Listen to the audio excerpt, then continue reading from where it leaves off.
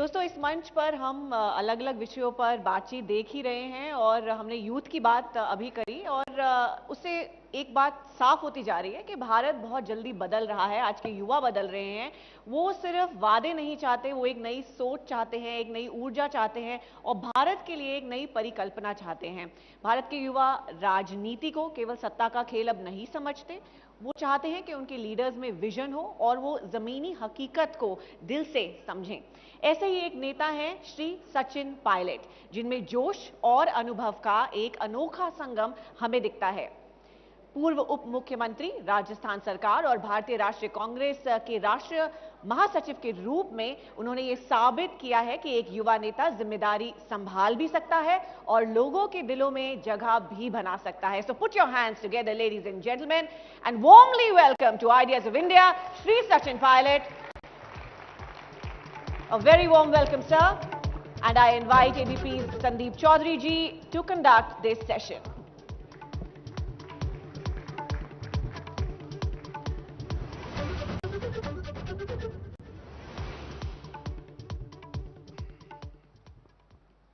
नमस्कार, good morning. Ideas of India, ये हमारा जो कॉन्क्लेव है, इसमें बहुत सारे अलग अलग किस्म की शख्सियत अभी यहां आ रही है और थोड़ा सा बदलाव हुआ है। We have a politician also, Amit Shah. Sachin Pilot हैं तो सीधी बात करते हैं। मैं सीधा सवाल कार्यक्रम भी करता हूं, बिना लार लपेट। आइडियाज ऑफ इंडिया की जब बात होती है, आपका आइडिया ऑफ इंडिया क्या है? देखिए, इंडिया जो है एक बहुत पुराना कॉन्सेप्ट है और पीढ़ियों से, सदियों से, दशकों से इसको लोग मानते आए हैं। लेकिन आज के संदर्भ में जो भारत, इंडिया देश हमारा है, वो कैसा होना चाहिए, सिर्फ आपके लिए, मेरे लिए नहीं, लेकिन आने वाली पीढ़ियों के लिए।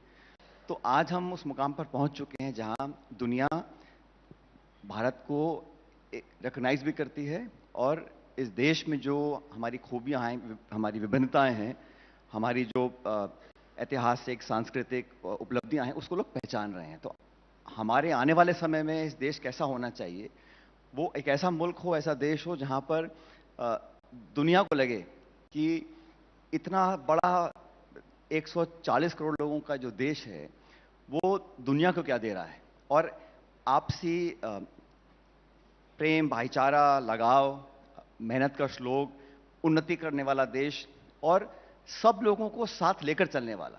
देखिए, ये हमारे इतिहास की एक बहुत बड़ी खूबी है कि नाना प्रकार के यहाँ शासक भी हुए, अंग्रेज भी आए, लेकिन भारत की एकता, प्रभुत्वता और जो खूबी है कि वो हम चाहे केरल के हों, चाहे कश्मीर के हों, लेकिन अपने आप को भारतीय मानते हैं, प्राउड इंडियंस मानते हैं। वो जो फीलिंग है, मैं समझता हूँ वो भारत को रेखांकित करती है। भारत की सबसे बड़ी परिभाषा वही है। लेकिन बीजेपी ने तो वो नारा गढ़ ही दिया और उसको बड़ा करती जा रही है। सबका साथ, सबका विकास, सबका विश्वास, सबका प्रयास।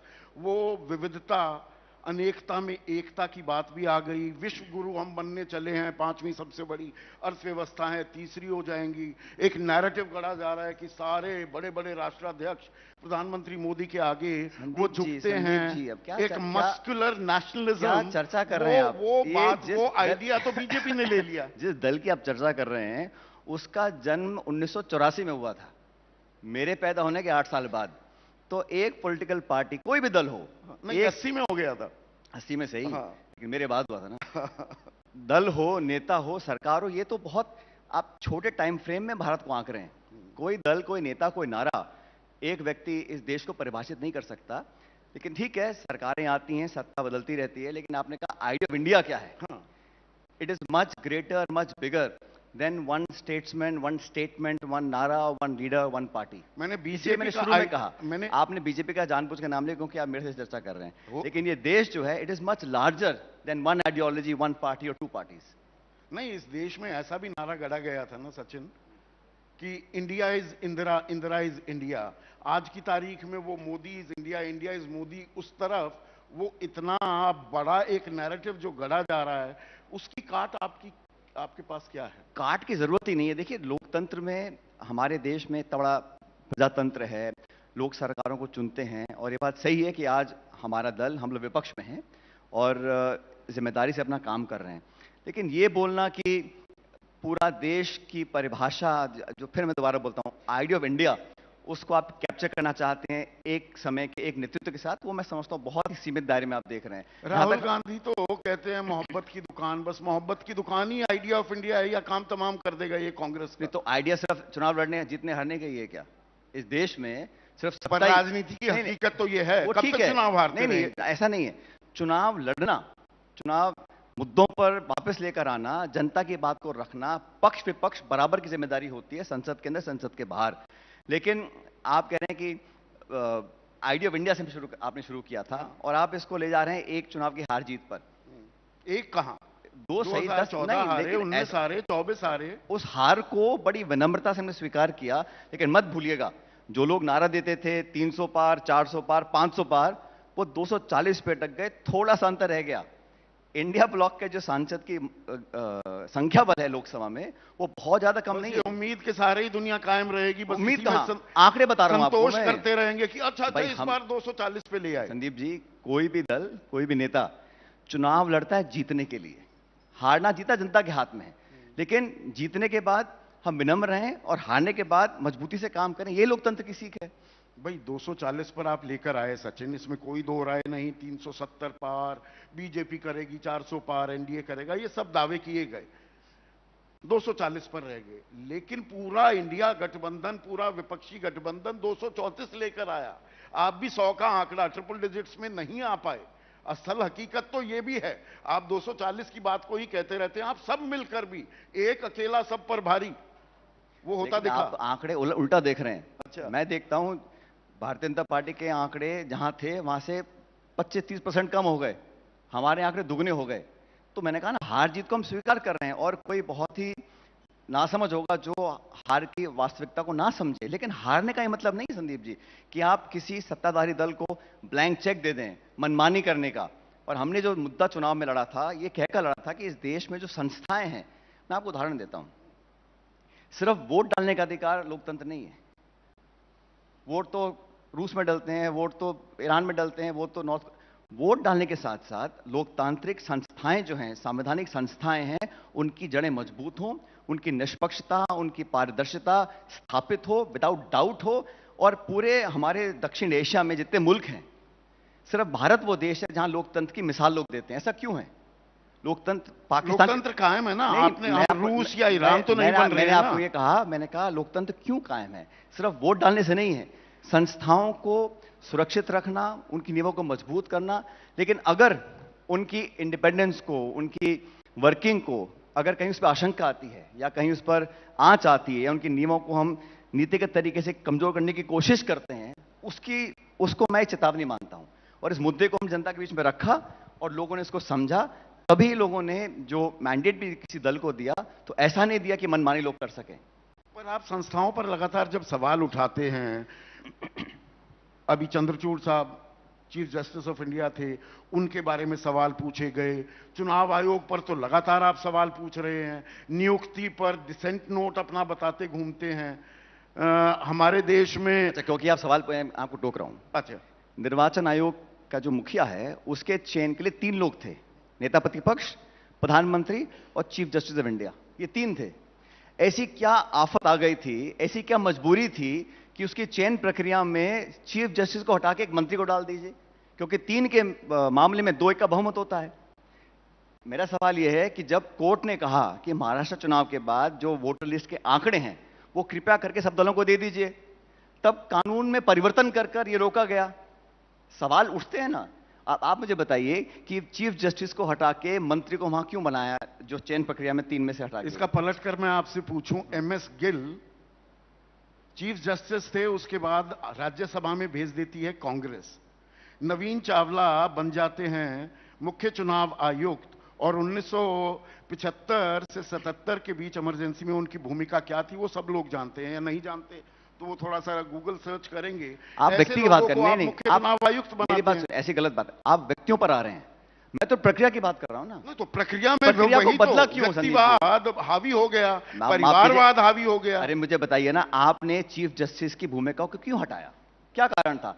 आप व्यक्ति की बात मत करिए, क्योंकि व्यक्ति मैं भी फिर बहुत नाम लेना चाहता हूं, लेकिन मैं एक जिम्मेदार पद पर मैं नाम नहीं लेना चाहता हूं, क्योंकि ये संवैधानिक पद होते हैं और जो व्यक्ति कभी गवर्नर बनता है, चीफ जस्टिस बनता है या इलेक्शन कमिश्नर बनता है, वो एक संवैधानिक पद है, उनका हमें सम्मान करना चाहिए। मैं तो सीधे सरल सवाल पूछा था, आप 75 पे पहुंच गए कि वो प्रक्रिया में 3 में से चीफ जस्टिस को हटा के मंत्री को क्यों डाला? कोई जवाब किसी के पास। हर बात पर आप सवाल करते हैं कि भाई संसद काम नहीं कर रही है, standing committee of the parliament, उसकी बात को भी नजरअंदाज किया जा रहा है। मैं वक्फ संशोधन विधेयक की बात कर रहा हूं। अदालतों में दिक्कत, चुनाव आयोग में दिक्कत, पूरे देश में दिक्कत, हर संस्था में दिक्कत। तो एक काम करें संदीप जी, एक काम करते हैं, आपका जो सुझाव आ रहा है, आप ये चाहते हैं कि हम सब लोग कंबल ओढ़ के सो जाते हैं, हम लोग अपनी बात रखें ही ना, आप मनमानी करते रहो, आप हटाओ, आप नोटबंदी करो, आप सरकारें तोड़ो, आप एक दिन में 150 सांसदों को निलंबित कर दो, आप चर्चा मत करो, आप आरटीआई के जवाब मत दो, आप निर्वाचन आयोग की प्रक्रिया को बदल दीजिए, आप मना जो करिए, आप जवाब मत दीजिए। और आपका ये कहना है कि हम सवाल भी पूछें, मतलब सवाल पूछने का अधिकार भी आप उसको क्वेश्चन कर रहे हो। मैं तो बड़ा आश्चर्यचकित हूं। आपको बोलना चाहिए कि ठीक सचिन जी, आप विपक्ष में हैं, और मजबूती से सवाल पूछिए, और कड़े सवाल पूछिए। बिल्कुल पूछना चाहिए। एक्सपोज, अपोज और डिपोज मेरा निवेदन आपसे है, थोड़ा बात आप भी पूछिए। हम तो पूछते आप भी पूछो दबा के, हम आपको पूरा सपोर्ट करेंगे। लेकिन ये कहना संदीप जी, ये कहना कि विपक्ष हर चीज में टोकाटाकी करते हो, आप बात मानते नहीं हो। हमारा काम विरोध करना है, लेकिन एक कंस्ट्रक्टिव क्रिटिसिज्म, सकारात्मक विरोध करना चाहिए, मुद्दों पर विरोध करना चाहिए। झगड़ा व्यक्तिगत किसी से नहीं है। कोई व्यक्ति हो, मैं राजनीति में 25 साल से हूं, मेरा व्यक्तिगत द्वेष किसी से नहीं है, लेकिन policy, programme, implementation, governance, accountability, transparency, ये तो मैं पूछ सकता हूं। और ना पूछूंगा तो फिर क्या फायदा राजनीति करने का? नहीं, तो पूछना तो चाहिए। एक्सपोज, अपोज और डिपोज करना विपक्ष की भूमिका होती है, उसकी जिम्मेदारी होती है। पर ये आइडिया ऑफ इंडिया में अब इंडिया गठबंधन पर भी आ जाते हैं। आप कह रहे हैं हम करते हैं जी, ये इंडिया का विचार क्या है? ये आपस में जूतम पैजार ज्यादा होती है। आप एक सुर में तो संसद में खुद इंडिया गठबंधन नहीं बोल पाता, इस बात को मानेंगे आप? अच्छा, इंडिया गठबंधन का जो निर्माण हुआ वो क्यों हुआ? किसी को नींद में एकदम सपना नहीं आया कि हम सब इकट्ठे हो जाते हैं। देश में जो हालात बन गए थे 2019 से पहले, 2023 से पहले, सब लोगों को लगा कि एक संयुक्त विपक्ष होना चाहिए। और सुनिए, बड़ा मुश्किल है, अलग अलग राज्यों के अलग अलग जो सरतप हैं वो सब बैठे नेशनल पार्टी के साथ, और एक एजेंडा लेकर हम लोग इकट्ठा हुए, उसको लेकर जनता के बीच में लेकर गए, और माफ कीजिए, लोगों ने उस गठबंधन को काफी वोट डाला है। ऐसा नहीं है हम कमजोर पड़ गए थे। अपने अपने क्षेत्र में, अपने अपने राज्यों में अपनी पॉलिटिकल स्पेस देना बड़ा मुश्किल होता है। उसमें हमारी कभी कभी अनबन भी होती है, मैं एक्सेप्ट करता हूं। लेकिन जिस मुद्दे को लेकर इंडिया गठबंधन बना था वो आज भी मौजूद है, और इंडिया गठबंधन की ताकत पहले जितनी थी उतनी आज भी मौजूद है। लेकिन अगर ये कहीं किसी स्टेट में कोई बाई इलेक्शन है, किसी राज्य का चुनाव है, और वहां पे हमारा गठबंधन नहीं हो पाता है, उसको ये बोलना कि राष्ट्रीय परिप्रेक्ष्य में इंडिया गठबंधन खत्म हो रहा है, तो गलत होगा। उस पर तो मैं आता हूं, पहले संसद की ही बात कर लें। संसद में अब राहुल गांधी की सुई अटक जाती है अडानी मसले पर, और ममता बनर्जी, अखिलेश यादव, शरद पवार वो पीछे हट जाते हैं। ये क्या कहता है इंडिया के बारे में, इस इंडिया विचार के बारे में? आप तो ये बताइए, अगर इस देश में सरकार के पैसे से सरकारी संपत्ति को कोई एक तरफा उस पर कब्जा हो रहा है और उस पर कोई जवाब नहीं आ रहा है और एक फेयर कंपटीशन नहीं होता, तो मैं फिर कह रहा हूं, किसी एक व्यक्ति की बात नहीं है। जो प्रोसेस अडॉप्ट किया गया है, हमारे जो पोर्ट्स हैं, एयरपोर्ट्स हैं, खनन है, उसको जो पब्लिक एसेट्स हैं उसके अगर हम सेल में उनको डिस्पोज करने में अगर हम एक ट्रांसपेरेंट प्रक्रिया नहीं अडॉप्ट करते हैं, तो सवाल पूछने का अधिकार तो है, सरकार को जवाब देना चाहिए। व्यक्तिगत झगड़ा नहीं है। मैं फिर कहना चाहता हूं, कोई व्यक्ति हो, राजनेता हो, बिजनेसमैन हो, पत्रकार हो, व्यक्तिगत नहीं है। एक इंस्टीट्यूशन जो है उसको अगर चैलेंज किया जाता है, अगर फेयर कंपटीशन नहीं हो रहा और लाखों करोड़ रुपए किसी 1, 2, 5 लोगों के आप कर्जा माफ करते हैं, तो सरकार को जवाब देना पड़ेगा। क्यों? नहीं, जवाब बिल्कुल देना चाहिए, पर जवाब लेने के लिए कोई न्यूनतम साझा कार्यक्रम बना है आज तक?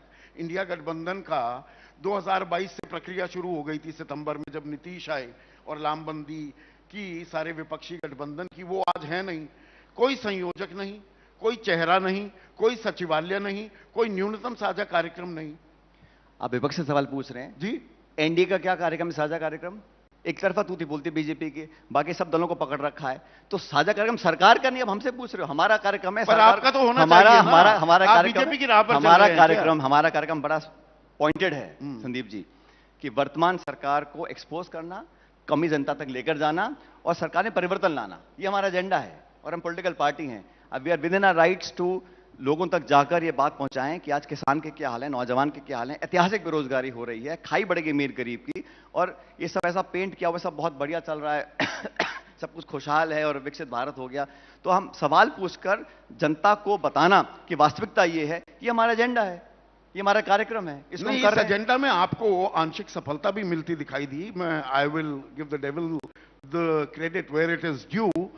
आप लोकसभा में अच्छा आपने प्रदर्शन किया, लेकिन फिर एक वो कांग्रेस की पुरानी बीमारी, वो कहावत है ना कि कुल्हाड़ी पर पैर मारना, और एक होता है पैर पर कुल्हाड़ी मारना, एक होता है कुल्हाड़ी पर जाकर कई बार पैर मारना। वो एक पुरानी बीमारी हो गई है क्या कांग्रेस की? आप अच्छा चल रहे थे, विजयी रथ रोका भी बीजेपी का, फिर उसके बाद हरियाणा और महाराष्ट्र हार जीत के मुंह से कैसे खींच के लाते हैं? कांग्रेस से सीखना चाहिए क्या?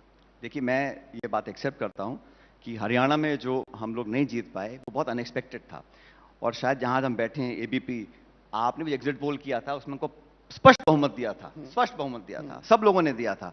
अब ऐसा क्या हुआ एंड में, बहुत मार्जिनल, मेरे ख्याल 20-25 हजार टोटल वोटों का अंतर रहा पूरे हरियाणा में। कई सवाल उठे उसके बारे में, लेकिन बात मैं एक्सेप्ट करता हूं कि उसको, वो चुनाव हम लोग बहुत बारीकी से हारे। महाराष्ट्र का चुनाव बड़ा अजीब था। यहाँ 48 लोकसभा सीटें हैं, 48 में से इंडिया गठबंधन जीता 32 सीटें, हमारे 18 सांसद हैं और विधायक 16 आए हैं 4 महीने में।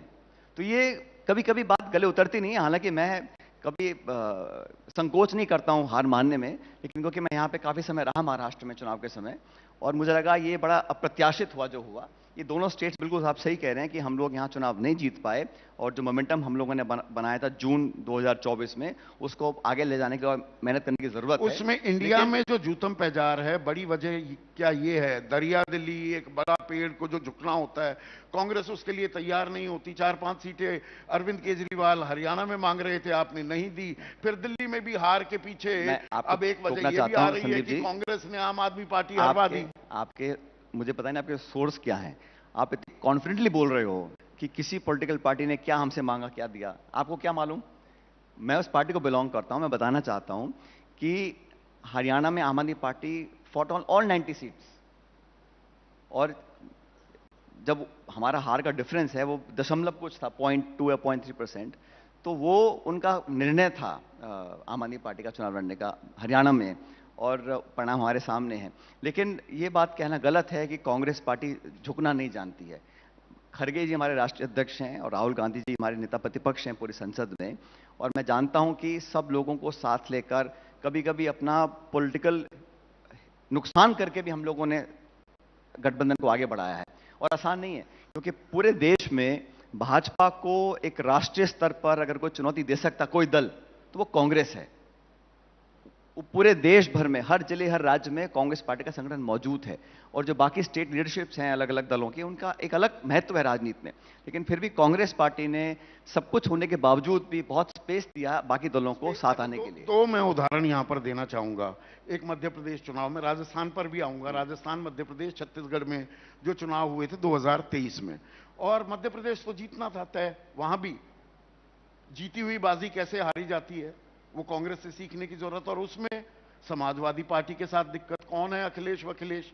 अब आप कहेंगे कहां से जानकारी लेकर आते हैं? रात के 1 बजे तक 2 नेता बिठाए रखे कमलनाथ ने, और उसके बाद कह दिया कौन अखिलेश वखिलेश। आप तो कह रहे हैं आप दरियादिली करते हैं, आपको संदीप जी समझौता करने को तैयार रहते हैं। सिलेक्टिव मेमोरी है। आपको सिर्फ मध्य प्रदेश की हार दिख रही है, आपको सिर्फ महाराष्ट्र की हार दिख रही है, आपको नहीं दिख रहा कि उत्तर प्रदेश में जहां 80 सीटें हैं वहां 38 पे समाजवादी पार्टी 6 हम जीते हैं, जहां बोलबाला है योगी जी का, मोदी जी का, उसमें आपका भी योगदान था। अब आप उसे डिनाई करेंगे, पर गठबंधन कब जाकर हुआ? आखिरी मोमेंट पर हुआ। अरे भाई, मतलब आप आम खाने पेट गिरना है आपको? ये बताइए, वहां हम लोग 6 हमारे जीते हैं, 37 सपा के जीते हैं, भाजपा वहां राजस्थान में हम लोग 11 सीट जीत कर आए 25 में से, वो नहीं दिख रहा है आपको। तो आपको सिर्फ हार ही दिख रही है, तो आपको थोड़ा चश्मा बदलना पड़ेगा। जहां जहां हमें सफलताएं मिली हैं उसको भी आप थोड़ा अप्रिशिएट करिए। सफलताएं तो मिल रही हैं, पर वो सफलता क्या इतनी है? देखिए, एक थ्रेशोल्ड लेवल होता है, थ्रेशोल्ड लेवल तो पार करना पड़ेगा ना। देखिए, आप फिर बार बार ये बताना चाहते हैं कि भाजपा जीत गई और हम लोग हार गए। तो मैंने शुरू में कहा था आपको कि चुनाव हो गए, पीपल हैव स्पोकन, जो जनता का मैंडेट है उसको हमने एक्सेप्ट किया है। लेकिन जिंदा कौमें 5 साल इंतजार नहीं किया करती हैं। अगर हम चुनाव नहीं जीत पाए तो घर बैठ जाएंगे क्या? संघर्ष करेंगे, सड़कों पे आएंगे, जनता के बीच में जाएंगे, हर चुनाव को लड़ेंगे। अब दूसरा उदाहरण संदीप जी सुन लीजिए, सरपंच से लेकर पार्लियामेंट तक जो चुनाव होगा, जो पॉलिटिकल पार्टी चुनाव लड़ती है, पूरी नहीं दुगनी मजबूती से हम लोग चुनाव लड़ेंगे। और आप देखिएगा, हार जीत तो जनता कराती है, ऊपर वाला जो करे सो करे, लेकिन हम लोग, हमारा जो दायित्व है, जो कर्तव्य है, जो जिम्मेदारी है, उसको नहीं छोड़ने वाले हैं। चाहे कुछ हो जाए, जवाब तो लेके रहेंगे, जवाब तय करके रहेंगे। और आपसे सोच रहे हैं कि कोई चुनाव जीत जाता है तो फिर उसको कोई ना तो सवाल पूछ सकता, ना उसको कोई उंगली उठा सकता, ना तो सवाल पूछेंगे आप। तो हम पूछते हैं तो आप बोलते हो, आप रोते रहते हो, आप पूछते रहते हो, क्यों पूछते हो? नहीं, पर हमारा काम है। अपने सहयोगियों से भी तो सवाल करने लगते हो ना। आप उनकी चिंता छोड़ दीजिए। फर्जीवाल हो जाता है, फ्रॉड किंग हो जाता है, बेईमान हो जाता है। 5 महीने पहले साथ में आप, मैं आपको याद दिलाऊं, वो गाना गा रहे थे। मोदी जी ने क्या भाषण दी बिहार में जाके नीतीश कुमार के बारे में? क्या क्या कहा नीतीश कुमार जी के बारे में? अमित शाह जी ने क्या कहा नीतीश कुमार के बारे में?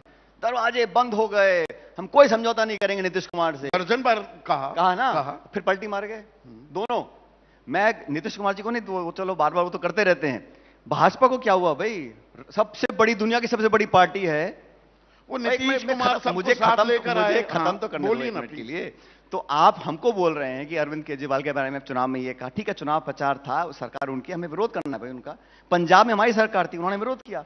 तो राजनीति में विरोध होता है, सैद्धांतिक हम लोगों ने किया, जो मुझे लगा मुद्दे चर्चा करने वाले थे। फिर आपने महाराष्ट्र में जिन अजीत पवार जी के खिलाफ आपने सब कुछ किया, फिर जब वो आपके पास आया आपने गंगा जल छिड़क दिया, वो बिल्कुल ठीक हो गए। तो ये जो काम भाजपा करती है ये नहीं दिखता आपको। हमारे कहीं 10 में से अगर एक मुद्दे पर हमारी सहमति नहीं होती पवार साहब की, ममता जी हमारी, वो आपको बहुत अड़चन पैदा करता है, बहुत आपको दिल में दुख होता है, रात को नींद नहीं आती। लेकिन ये लोग जो करते हैं, पार्टियां, सरकारें, नेता आना जाना, को इंडिया से या एनडीए में आ गया है, एनडीए वाला को अपने सरकार, मतलब वो जो करते हैं वो सब ठीक है, क्योंकि वो सत्ता पक्ष में। वो कौन कह रहा है कि ठीक है? तो वो थोड़ा जिक्र कर भी दो ना, इजहार करोगे पता पड़ेगा हमारे को कि इजहार भी करते रहेंगे, और वो करते हैं हम लगातार। पर आपने एक अच्छा उदाहरण दे दिया, अजित पवार का भी आपने जिक्र कर दिया और नीतीश कुमार का भी। मुझे एक चीज बताइए, ये आइडिया ऑफ इंडिया जो कांग्रेस का है, आप लोगों का है, जनरेशन नेक्स्ट को लेकर भी, जो राहुल गांधी के सबसे नजदीकी, आप you are the young generation, gen next of the Congress, वो ज्योतिरादित्य सिंधिया हो, जितिन प्रसाद हो, आरपीएन सिंह हो, मिलिंद देवड़ा हो, आप अकेले रह गए। मैं वेट कर रहा था, आप सब छोड़कर चले गए। मैं वेट कर रहा था कि ये सवाल आपने 20 मिनट बाद क्यों पूछा।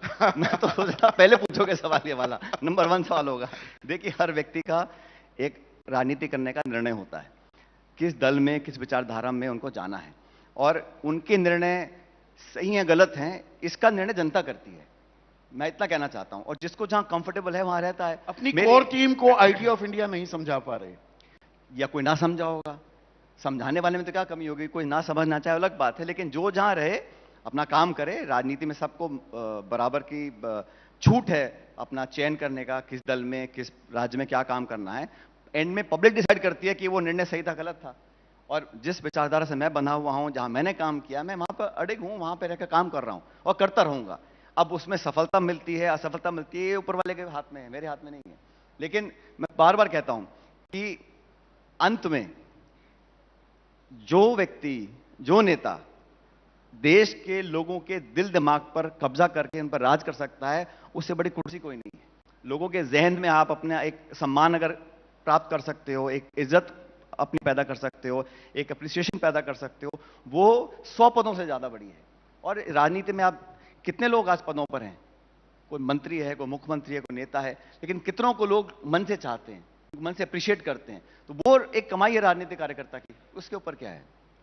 आपने जो शुरुआती सवाल का जवाब दिया था, आइडिया ऑफ इंडिया क्या है कांग्रेस का खास, आपने यूनिटी इन डाइवर्सिटी, विविधता में एकता, अनेकता में एकता, गंगा जमनी तहजीब, इन सब बातों का जिक्र किया। आजकल एक और नैरेटिव भी गढ़ा जा रहा है। अब तो बात यहां तक आ गई कि उर्दू भी, ये जबान, ये तो मुगलों की है, कठमुल्ले शब्द की सब कठमुल्ले बनाए जा रहे हैं, इस तरह के शब्दों का इस्तेमाल भी किया जा रहा है। एक बाकायदा पूरे समाज को, एक समुदाय को, लगभग 20 करोड़ लोग, मुसलमानों को राजनीतिक रूप पर अछूत और अनाथ भी बनाया जा रहा है।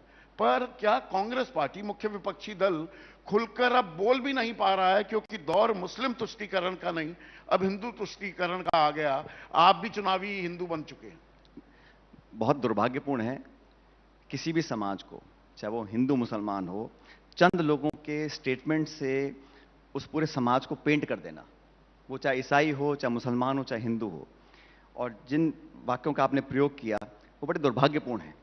और कोई छोटा मोटा कार्यकर्ता बोलते तो मैं समझ सकता हूं, लेकिन बड़े जिम्मेदार पदों पर बैठे लोग अगर इस प्रकार की बात करते हैं, कटोगे बटोगे, और आपने जो कहा, जिस शब्द का प्रयोग किया, वो राजनीति में धर्म और अपनी आस्था के नाम पर वोट बटोरना मैं सही नहीं। हो सकता है कुछ हद तक वो कामयाब हो जाएं, लेकिन अधिकांश भारत के लोग आपस में टकराव और कड़वापन नहीं चाहते, आपस में एक दूसरे को नीचे दिखाना नहीं चाहते, मजहब के नाम पर लोग एक दूसरे को डिस्क्रिमिनेट करें, ऐसा देश की जनता नहीं चाहती। कुछ एलिमेंट होंगे जो चाहते होंगे, उनको कुछ फायदा मिलता होगा, लेकिन अधिकांश लोग, इस देश का इतिहास इस बात का गवाह है कि सब मिलकर रहना चाहते हैं।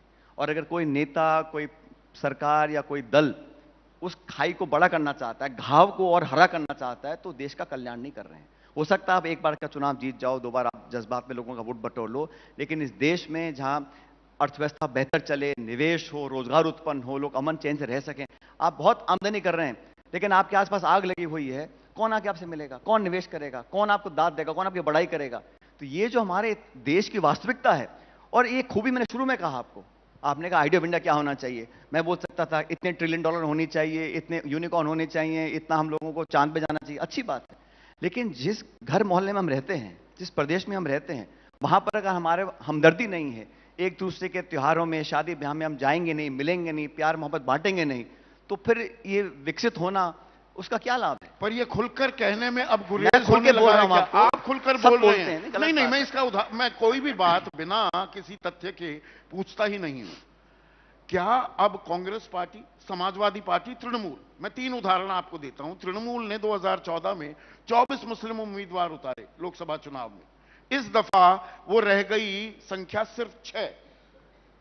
समाजवादी पार्टी जो 26 से 28 उम्मीदवार उतार रही थी, वो 4 उम्मीदवार उतारती है, मुस्लिम उम्मीदवार। ये देश का दुर्भाग्य है कि हमें गिनती करनी पड़ रही है कि कितने मुसलमान नहीं, ये टिकट- गिनती जरूरी हो नहीं, जाती है ना। गलत 16% अगर, है, अरे कम से भाई, कम आप प्रतिनिधित्व दो, बीजेपी तो उनको संदीप जी उतारने मेरी को बात तैयार सुनिए, नहीं। किसी भी दल को छूट है, जीतने वाला उम्मीदवार कौन है उसको टिकट देना चाहिए, लेकिन जो भारतीय जनता पार्टी है उसने एक नीतिगत फैसला लिया है कि हम एक समुदाय को टिकट नहीं देंगे। आप भी तो उसी राह पर चल पड़े। भाई, किसने कह दिया आपको? आप किस टिकट गलतफहमी के का शिकार बंटवारे हैं में आप? उनको कम टिकट दे रहे हैं किस गलतफहमी कि का भाई ये शिकार तो हैं आप? हमें, हमारे छोड़ पास दीजिए, आएंगे ही नहीं, बीजेपी मैं को तो बाकी जाना दलों नहीं, की बात नहीं करता तो हूं, हमें मैं खड़े भी करने की संदीप जी, जरूरत नहीं। बाकी पार्टीज के बारे में नहीं बोलता हूं, मेरा जो दल है मैं जानता हूं, व्यक्ति कर्मठ है, कांग्रेसी है और जीतने वाला है, हम लोग देते हैं। वो महिला है, पुरुष है, हिंदू है, मुसलमान है, फर्क नहीं पड़ता, जीतने वाला होना चाहिए कि हम पॉलिटिकल पार्टी हैं। हम यहाँ आश्रम नहीं खोल रखा कि आप टिकट, लेकिन जीतने वाला होना चाहिए। लेकिन दूसरी तरफ वो है कि साहब हारे चाहे जीते हमें देना ही नहीं है, संकेत देने के लिए ना। एक एलिमेंट है इस देश में जो इस तरह की उग्र राजनीति को प्रोत्साहित करता है, जो धर्म के नाम पर अपनी अपनी रोटियां पकाते हैं। ऐसे लोग हैं, वो भी देश का हिस्सा है। मैं तो उनसे भी मेरे को कोई गिला शिकवा नहीं है, क्योंकि हर तरह के लोग होते हैं, बागीचा सब तरह के फूल हैं। लेकिन ये जो जिम्मेदार पद पर व्यक्ति है, जो सत्ताधारी दल है या गवर्नमेंट है, अगर आप भी उस शॉर्टकट का रास्ता अपनाएंगे और अपने व्यक्तिगत पॉलिटिकल सीमित लाभ के लिए इतनी बड़ी कुर्बानी देना चाहते हैं, जहां ये जख्म और जहर बहुत लंबे फैल जाएं और पीढ़ियों तक लोग उस पर उसका ब्याज देते रहें, ये गलत होगा। जब देश का बंटवारा हुआ था, कितने साल लग गए थे हम लोगों को संभलने में, और जब देश हम इस मुकाम पे पहुंच गए हैं, हमारा ग्रोथ हो रही है, हम आगे बढ़ रहे हैं, सब लोग आज हम हिंदुस्तान आज एक आदर्श देश क्यों बनता जा रहा है? किसी सरकार की वजह से नहीं, यहाँ के लोगों की वजह से, यहाँ के संप्रदाय की वजह से, यहाँ के लोगों की जो मेहनत लोगों ने की है, जो आविष्कार लोगों ने किए हैं, जो किसानों ने पैदावार करी है। यहाँ भूखे नंगे लोग थे 47 में, देश के लोगों ने मेहनत करके देश को बनाया है। आज देश का कोई मंत्री प्रधानमंत्री बाहर जाता है, हिंदुस्तान के प्रधानमंत्री, इसलिए इज्जत मिलती है उनको, कोई दल और पार्टी देख के शक्ल देख के नहीं मिलती है।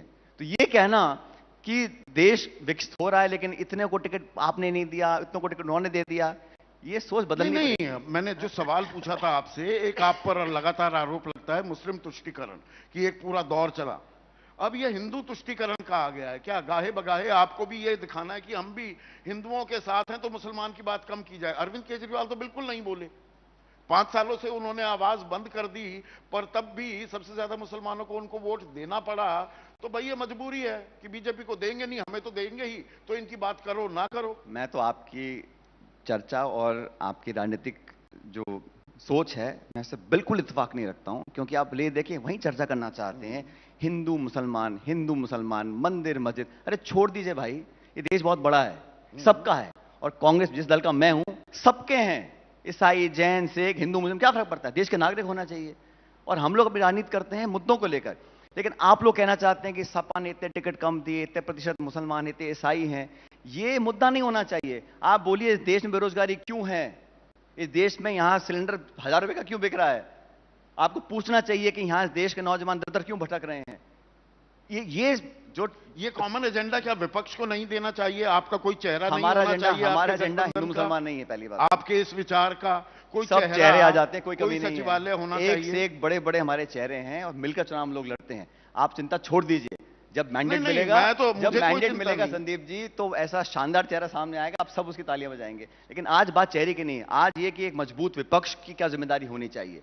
देश के लोग उम्मीद करते हैं, तो जो लोग मजबूती में सहमे हुए पहले हैं, जो लोग एकजुटता गरीब तो हैं, होनी जो लोग चाहिए। आखिरी अंतिम पंक्ति में खड़े हैं, जिनको आज 2 जून की रोटी नहीं मिल रही है, जिनके बच्चे पढ़ लेकर धक्के खा रहे हैं, उनकी आवाज कौन उठाएगा? पर उसके लिए जो किसान एकजुट होना आत्महत्या कर चाहिए रहे हैं। ना। अरविंद केजरीवाल कहते हैं, मैं सत्ताधारी बाकी दल को लोगों से बोलना मिलकर चाहिए कि किसान आत्महत्या कांग्रेस क्यों को कर बाहर रहे हैं। निकाल दूंगा। कांग्रेस के बड़े नेता राजीव शुक्ला कहते हैं कि वो हमारे साथ रहेंगे नहीं, हम अभी तय करेंगे। आप चिंता छोड़ दीजिए, अरविंद केजरीवाल जी क्या बोल रहे हैं, ममता बनर्जी क्या बोल रही है, वो हम संभाल लेंगे उसको। लेकिन एज यूनाइटेड ऑपोजिशन जिन मुद्दों को सबको चर्चा करनी चाहिए, फॉरेन पॉलिसी पे करनी चाहिए, नेशनल सिक्योरिटी पे करनी चाहिए, किसान आत्महत्या पे करनी चाहिए, इतने फ्रॉड हो रहे हैं, उसको कौन रोकने वाला है? और ये जो एक तरफा जो आप सोचते हैं कि सरकार में जो बैठ जाता है उसको फिर खुली छूट है सब कुछ करने की, ऐसा नहीं है। राजीव गांधी प्रधानमंत्री बने थे तो कांग्रेस के पास 420 सांसद थे, 420, और 2 भाजपा के थे। कभी सुना आपने राजीव गांधी जी को बोलते हुए कि मैं भाजपा मुक्त कर दूंगा देश को, या विपक्ष मुक्त कर दूंगा देश को? ये क्या राजनीति है ये? आप टकराव करना चाहते हैं, आप विपक्ष को खत्म करना चाहते हैं, आप कांग्रेस मुक्त देश बनाना चाहते हैं, ऐसा ठीक है सोच क्या? आप चुनाव जीतिए, आप काम करिए, कोई दिक्कत नहीं है, जवाब तो देने पड़ेंगे। और कांग्रेस या विपक्ष को कोई समझता है कि मैं पूरा हजम कर जाऊंगा, खत्म कर दूंगा, तो उस दल को सोचना चाहिए कि ये चक्र है समय का और ये घूमेगा, इसको कोई रोक नहीं सकता है। नहीं, पर आपने एक दो अहम जो बात कही उसको मैं थोड़ी और चाहूंगा कि आप तफसील में इस पर बात करें। जो असल सरोकार हैं, मसाइल हैं, देश के जो मुद्दे हैं, क्या वो कहीं हाशिए पर जाते घूम रहे हैं? Are we living in a post truth world? कुछ बस टेम्पलेट्स बन गई हैं और उसी के इर्द गिर्द सारा विमर्श हो रहा है, देश का सारा विचार हो रहा है, पूरा आइडिया ही उस तरफ गढ़ा जा रहा है। मुझे लगता है कि आप सही बोल रहे हैं। अभी मणिपुर के मुख्यमंत्री ने इस्तीफा दिया, इतना हाहाकार मचा वहां पर, बलात्कार हुए, हत्याएं हुई, संघर्ष हुए, हजारों लाखों लोग परेशान रहे, इस्तीफा नहीं दिया उन्होंने। इस्तीफा दिया, उस दिन के बाद एक कोई यूट्यूब पे कुछ बोलते हैं सज्जन, उनके ऊपर चर्चा शुरू हो गई, तो पूरा हेडलाइन मैनेजमेंट हो गया कि उस पर चर्चा मणिपुर में नहीं करनी है कि मुख्यमंत्री ने क्यों इस्तीफा दिया। अविश्वास हम रूस और यूक्रेन के बहुत से चैनल चलाते हैं, युद्ध रुकवा सकते हैं, मणिपुर में हिंसा नहीं रुकवा पाए। मैं कहना चाह रहा हूं आपको कि देश की जो ज्वलंत और मुद्दे हैं जिनकी चर्चा होनी चाहिए, उस पर नहीं हो पाती है, क्योंकि अधिकांश सत्ताधारी लोग चाहते हैं कि हेडलाइन मैनेजमेंट कर दीजिए कि ये मुद्दा चर्चा में नहीं आया तो एक और सुखा पर छोड़ दीजिए, और पब्लिक जो देखती है टेलीविजन में, अखबार में, मोबाइल पे, यूट्यूब में, हम उसमें चर्चा चल जाती है। लेकिन हमारी जिम्मेदारी क्या है कि वापस मुद्दे को लेकर आए और उस मुद्दे पर चर्चा करें जो देश को प्रभावित करता है। अब इतने फ्रिंज वाले मुद्दे बन जाते हैं, चर्चा हो जाती है, उस पर लोग लगातार पूरा ध्यान आकर्षित हो जाता है, लेकिन Fringes become the mainstream. unfortunately that is true and that should not happen. It is our job as opposition to make sure that people's matter, जो इशू जनता को प्रभावित कर रहे हैं, we must take up those issues and it's government's job to be answerable. You can't hide behind the fact हमें majority मिल गई, हम चुनाव जीत गए हैं। क्या तोप चल गया चुनाव जीत अभी गए? हार जीत ही अकेला पैमाना नहीं होना चाहिए, पर वो पैमाना है ना, उसको नजरअंदाज भी नहीं किया जा भाई सकता। मैंडेट है गवर्न करने का, मैंडेट मनमानी करने का नहीं है। आप विपक्ष को इग्नोर करें, चर्चा संसद में ना करने दें, एक आक्रामक रवैया अपनाएं, भारत की तमाम एजेंसीज को विपक्ष के ऊपर डाल दीजिए, ईडी को, सीबीआई को, इनकम टैक्स को, जो है पुलिस पीछे पड़ी विपक्ष के, और सत्ताधारी दल जितने नेता हैं वो सब दूध के धुले हैं, कभी कोई जांच भी नहीं होगी उनकी, और जांच हो रही हो और वो दल बदल ले तो बिल्कुल पाक साफ हो जाएगा। तो ये तो लोग ट्रेंड लोग देख ही रहे हैं, जनता नहीं देख रही इस बात को, सब देख रहे हैं। आपने राजीव गांधी का जिक्र किया कि इतना भारी बहुमत मिला पर कभी किसी को खत्म करने, अस्तित्व से बिल्कुल नेस्त नाबूद करने की बात नहीं की गई। आपके पिता भी राजेश पायलट साहब उनके बड़े नजदीकी थे, कैबिनेट में मंत्री भी रहे। राजेश पायलट का आइडिया ऑफ इंडिया 80-90 के दशक का और सचिन पायलट का आइडिया ऑफ इंडिया, उसमें कितनी निरंतरता है और कितना बदलाव भी आया है या नहीं आया? हर पीढ़ी के सामने अलग चुनौतियां होती हैं। जिन लोगों ने देश को आज़ाद कराया 47 के बाद, जिन्होंने शासन किया, उनके जहन में उनके आसपास एक अलग तरह का देश था और उनको अलग तरह के चैलेंजेस को मीट करना था। साधन सीमित थे, कम लोग शिक्षित थे, उनको अलग चैलेंज थे। फिर 80, 70, 90 के दशक में अलग चैलेंजेस थे। आपने मेरे स्वर्गीय पिताजी के बारे में बात करी, वो तो वायुसेना में फाइटर पायलट थे, नौकरी छोड़ के उन्होंने राजनीति आए। राजनीति में आपको क्या विचार बताते थे भारत का? भाई वो तो ये उनका ये मन था कि जिस जगह से निकल कर वो आए हैं, जिस किसान घर में पैदा हुए थे, वो तो चाहते थे कि किसान को समृद्ध कैसे किया जाए। उनका जो पॉलिटिकल एजेंडा मुझे लगा 20 साल की राजनीति में, वो जो गरीब किसान है, जो बहुत 2 बीघे में खेती करता है, उसको हम कैसे साधन संपन्न कर सकें, उसको उसकी बेटी के ब्याह के लिए कर्ज ना लेना पड़े, उसको आर्थिक मदद कैसे पहुंचे, ये उनका मोटा मोटा मुझे लगा 15-20 साल तक मेन उद्देश्य रहा। बाकी देश में और चर्चाएं होती हैं और मुद्दे आते हैं, लेकिन उनका जो मुझे लगा पॉलिटिकल एजेंडा वो रहा शुरू से लेकर अंत तक। पर वो एजेंडा आज क्या पूरा फॉलो नहीं? उसके बाद 90 का दशक आया। जगजीत सिंह डल्लेवाल, मैं यहाँ पर उनका जिक्र करना चाहूंगा। 70 साल के किसान, स्टेज 4 का कैंसर, 90 दिन हो चुके हैं, वो खाना नहीं खा रहे हैं। अब मेडिकल एड तो लेनी शुरू कर दी, ट्रिप वगैरह लग रही हैं, सरकार बात नहीं करती। 27 रुपए प्रतिदिन किसान की विशुद्ध किसानी से आय है। ये मेरा आंकड़ा नहीं, एनएसएसओ का आंकड़ा है, पर इसकी चर्चा नहीं होती है। संदीप जी, संवादहीनता, संवेदनहीनता तो है ही, चलो संवादहीनता भी है। आप चर्चा, संवाद, डिबेट, डिस्कशन नहीं करना चाहते हैं, आप विपक्ष छोड़ दीजिए, कोई संगठन भी हो, अगर आपकी विचारधारा का नहीं है तो या तो बॉयकॉट होगा, या उस पर छापा पड़ जाएगा, या उसकी दुकान बंद हो जाएगी। तो ये जो रवैया है, ये अच्छा रवैया नहीं है, ये एक बहुत अग्रेसिव लोगों को डोमिनेट करने का रवैया है। लेकिन मैं अंत में कहना चाह रहा हूं आपको, जो आपने आज की जनरेशन की बात, 2025 में एक अलग तरह का भारत बना है और यहाँ पर एक एस्पिरेशनल भारत है। यहाँ के जो मिडिल क्लासेस हैं, जो लोअर मिडिल क्लासेस हैं, उन्होंने अब दुनिया देख ली मोबाइल से, उनको मालूम है हम लोग क्या कर सकते हैं, हमारे पोटेंशियल क्या है। तो हम लोगों की आज जिम्मेदारी है कि हम लोग नई पीढ़ी को कितनी ज़्यादा इकोनॉमिक अपॉर्चुनिटीज प्रोवाइड कर सकते हैं, ये हम लोगों के लिए चैलेंज है। अब किसानी भी है, निवेश भी है, सब कुछ है, लेकिन उद्योग भी है। लेकिन यंग जनरेशन जो शिक्षित है, जो आज दुनिया के किसी भी नौजवान से कंपटीशन कर सकते हैं, उनकी प्रतिस्पर्धा सिर्फ बम्बई दिल्ली में नहीं है, उनका कंपटीशन दुनिया के लोगों से है। तो उनको वो हम स्किल सेट्स दें ताकि दुनिया के लोगों के साथ वो compete कर सकें। ये हमारी जनरेशन में जो लोग स्किल सेट दी जा रही है या बस स्टार्टअप्स का जिक्र करके बात को आप विराम लगा दिया जाता है चर्चा पर? छोटे शहर में जाइए, लोग आज भी डिप्लोमा लेके अपना सड़कों में घूम रहे हैं। लेकिन जिस प्रकार का निवेश, जिस प्रकार के सपने लोगों ने देखे हैं, उनको अगर हमें साकार करना है तो बहुत कुछ करना बाकी है। और मेरी अंतिम चिंता यह है, गांव और शहर में जो खाई बढ़ गई ना अमीर गरीब की, वो बहुत चिंता का विषय है। अच्छी बात है, लोग खरबपति बन रहे हैं, करोड़पति बन रहे हैं, लेकिन जो लोग गरीब थे वो और गरीब होते जा रहे हैं। तो जो खाई है वो बहुत बढ़ गई है और ये विभाजन इतना ज्यादा फैलेगा, उतना उसको टापना मुश्किल हो जाएगा अंत में। ये जो अमीरी गरीबी की खाई की आप बात कर रहे हैं, देखिए एक हकीकत ये भी है, हम 5वीं सबसे बड़ी अर्थव्यवस्था बन गए, विकास दर जो है हमारी सकल घरेलू उत्पाद की दर one of the fastest in the world, पर प्रति व्यक्ति आय में हम 142वें नंबर पर भी हैं। अगर आप 25,000 रुपए प्रति माह कमा रहे हैं तो दरअसल आप टॉप 10% ऑफ द पॉपुलेशन में आ जाते हैं। और एक दिलचस्प आंकड़ा यह है कि सरकार ने EWS जो कैटेगरी है, वो इकोनॉमिकली वीकर सेक्शन, 8 लाख रुपए की आपकी आमदनी हो साल की, यानी कि 67,000 रुपए महीना आप ले रहे हैं, तो आप इकोनॉमिकली वीकर हैं, पर 25,000 कमा रहे हैं तो टॉप 10 में है।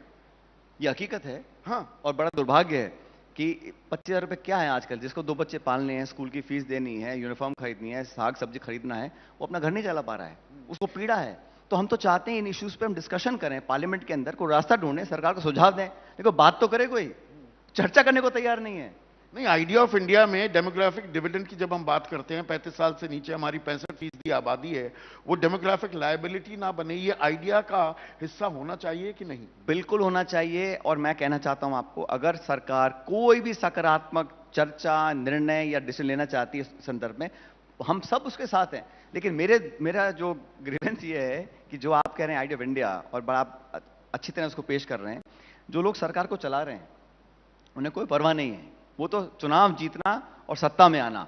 बाकी जिन इश्यूज को मैंने आज रेखांकित किया, उस पर कोई बहुत ज्यादा ध्यान नहीं है मुझे लगता है। और हमारी जिम्मेदारी है, मैं फिर कहना चाहता हूं, विपक्ष में बैठकर हम चाहते हैं कि डिबेट हो, चर्चा हो, रास्ते निकलें, समाधान निकलें, हम उसमें कंट्रीब्यूट करने को तैयार हैं। पर उसके लिए सत्ता जरूरी हो जाती है। देखिए, आपकी बात लिमिटेड एक्सटेंट तक वो सही है कि कोई भी सिर्फ चुनावी हार जीत सब कुछ तय नहीं करेगी, पर बहुत कुछ तय भी करती है।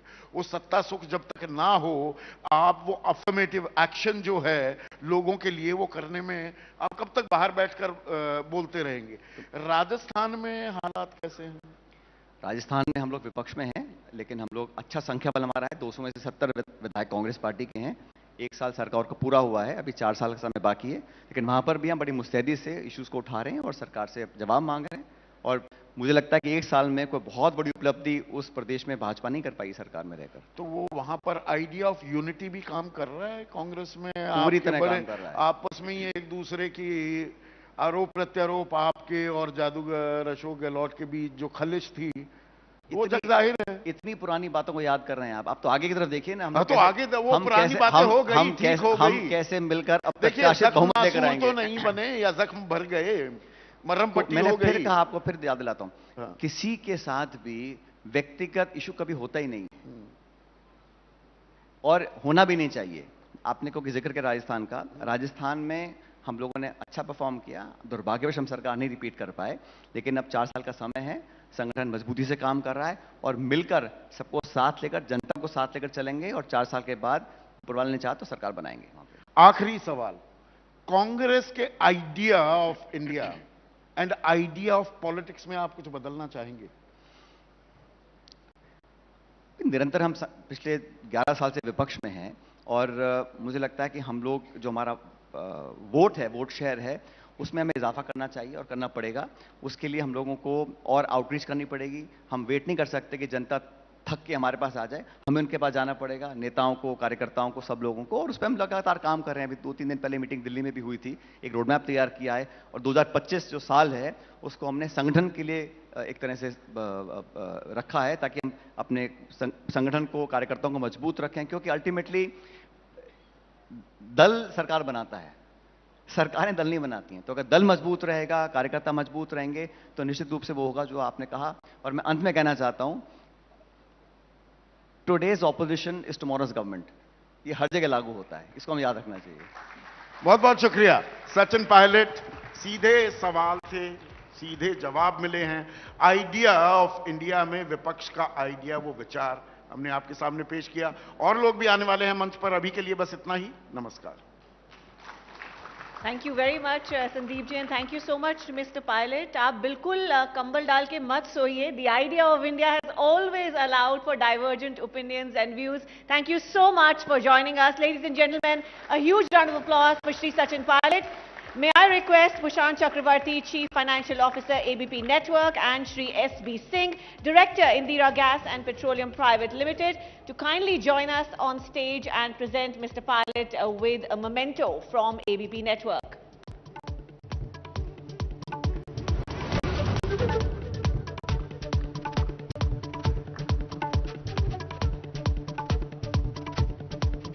जोरदार तालियां एक बार फिर for Shri Pilot, and a session that has told us that Indian democracy is well and alive. बहुत बहुत धन्यवाद श्री सचिन पायलट। संदीप जी, आपका भी बहुत बहुत धन्यवाद for a brilliant session. Thank you. Ladies and gentlemen, with that, we are taking a 30-minute lunch break. We hope to see you back very, very shortly.